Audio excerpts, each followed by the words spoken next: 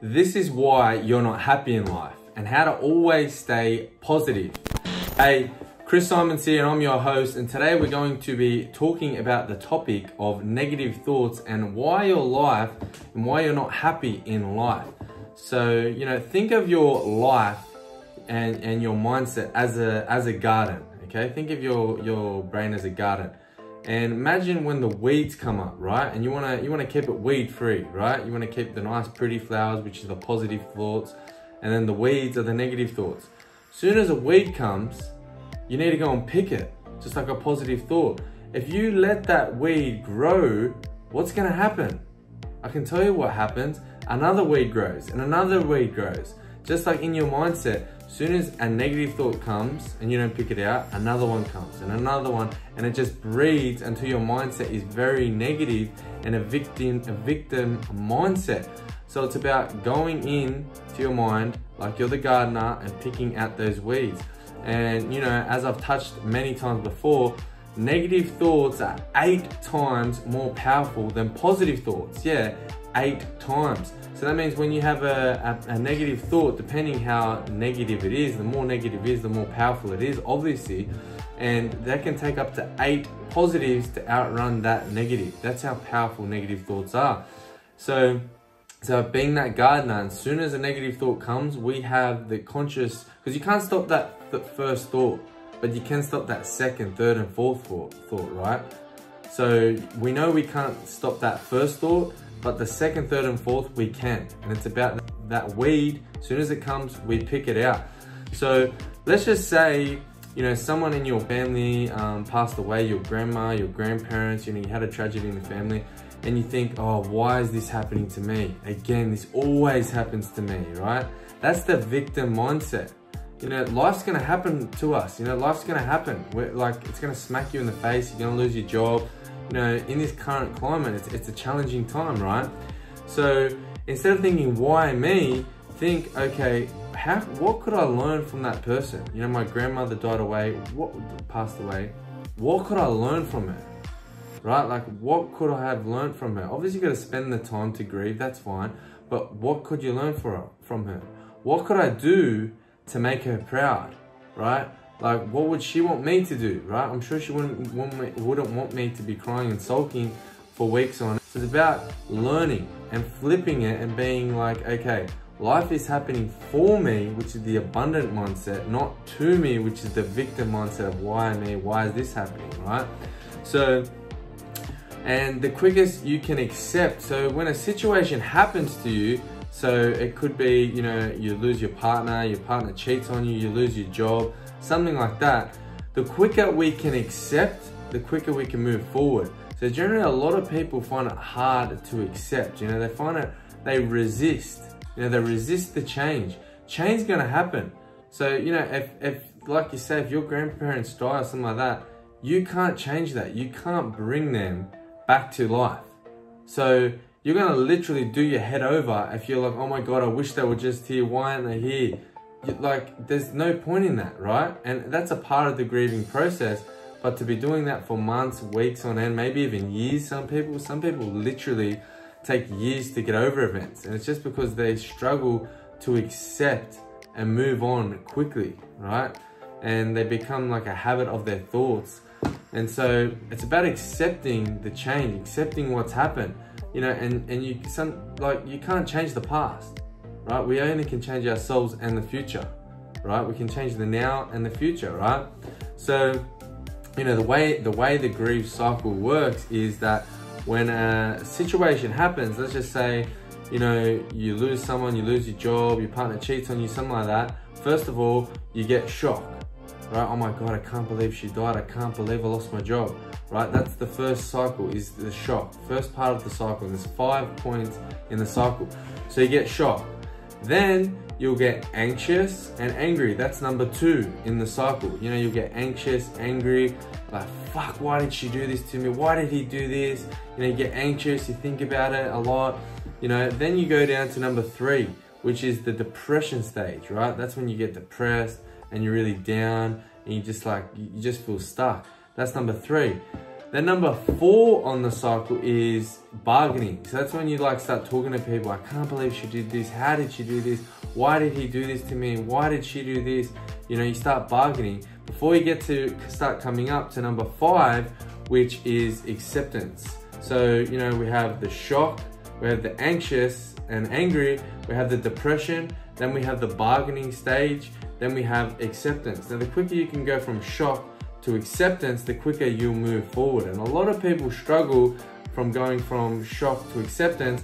They get stuck in around depression, right? They get stuck in around accepting what has happened, and they try and change, and they get stuck in their thoughts, and they're really in like a war zone in their own mind. And it's not a great place to be. And I can speak for from experience, as I've been through anxiety and depression, a challenging time. So another way, and you know, like, and about that is that, think of, you know, something like, you know, when 9/11 happened, the Twin Towers happened, right? You can remember like to the second where you were, you can smell it, right? Like, you know exactly what happened, because that was a high, low emotion, right? So the way memories are formed is that when you say you get married, right? Say you get married, that's a high, happy emotion. You'll never forget that, right? So when you have a low negative emotion, or say you had a car crash, September 11, things like that, that's a high, low negative emotion. You'll never forget that. So about, like, people think they have this misconception, like, just forget about it. No, you're never gonna forget about it, ever. Especially when there's a high emotion, like of positive or negative, right? Like, again, like the example I give, like 9/11, everybody remembers where they were, right? You remember the smell, you remember what happened, who you're with, because it was such a high negative emotion, right? You'll never forget it. So just know you're never going to forget. You're never going to forget things in life, right? That especially high the or negative the emotion.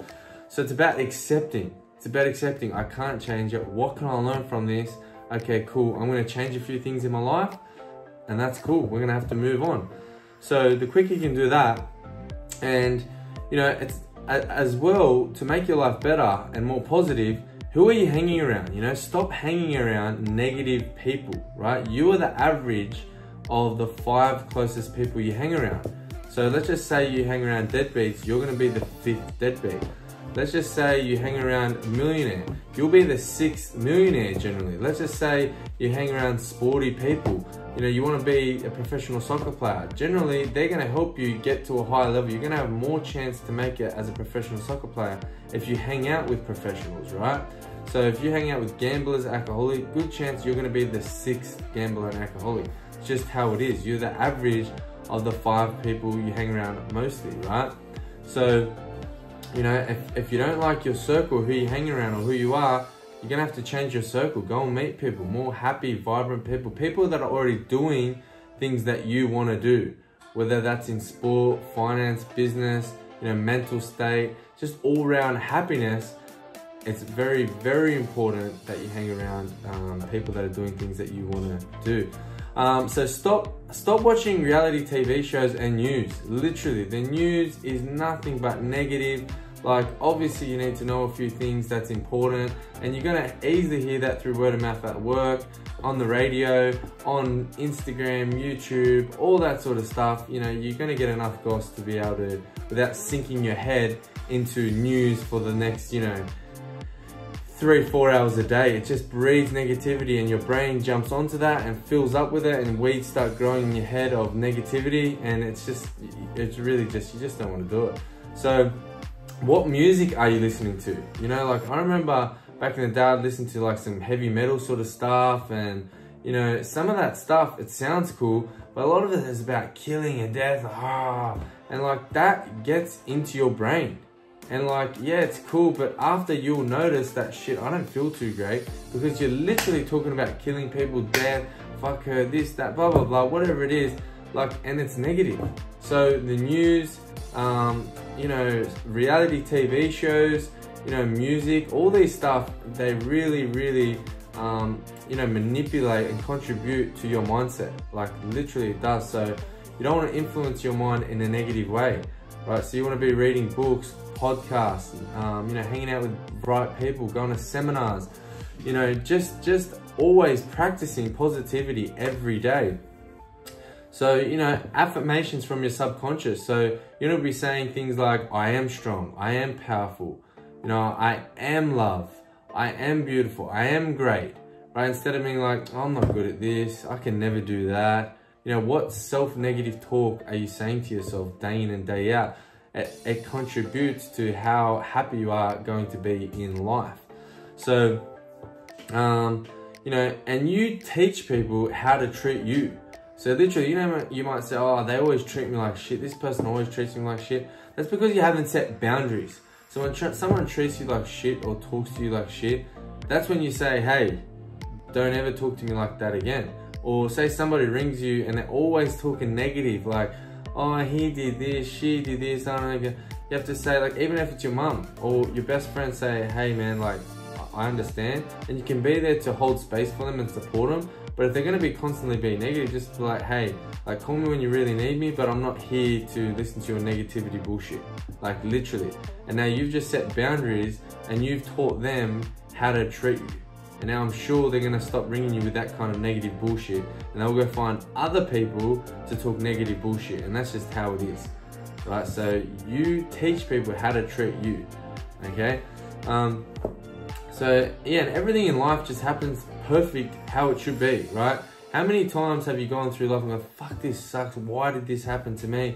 I can't believe it. And then to realize, you know, over the other side was one of the best things that ever happened to you. And it wouldn't have happened if you stayed there with that partner or in that job or whatever it is, right? So you need to understand when things happen to you and they're really happening for you, right? Like, because it's getting ready for the next level.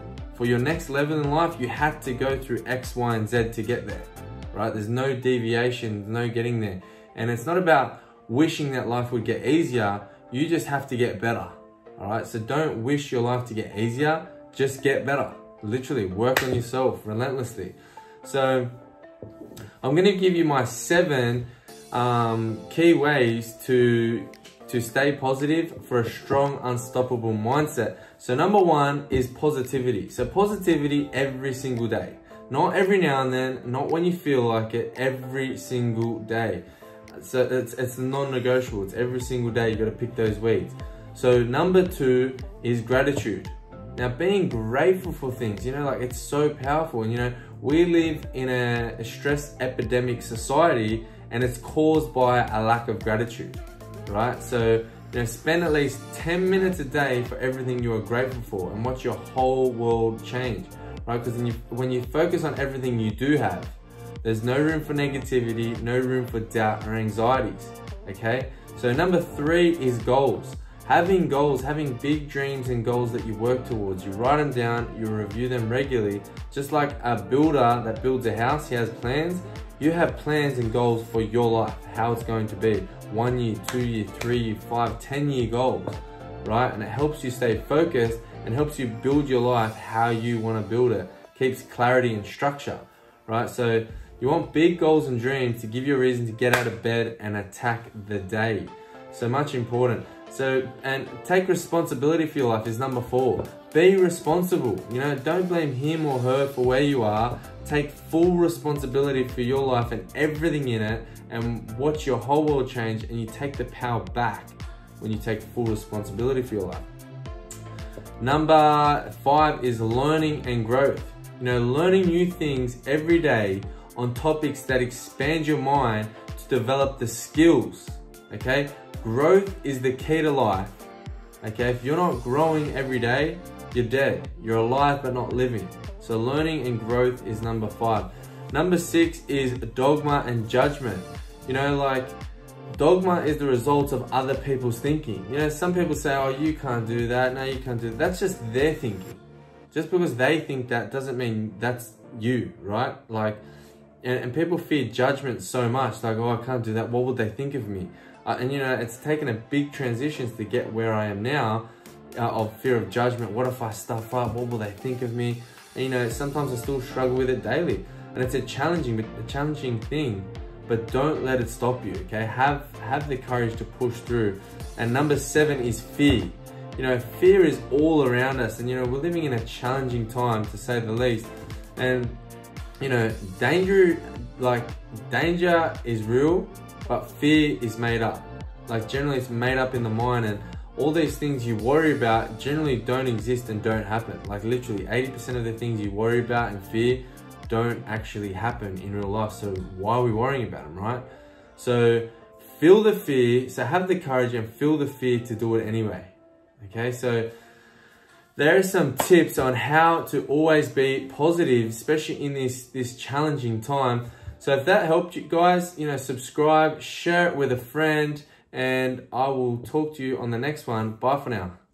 Thanks for listening to The Mindset Motivator with Chris Symons. If you want to take your life to the next level, check out chrissimonscoaching.com.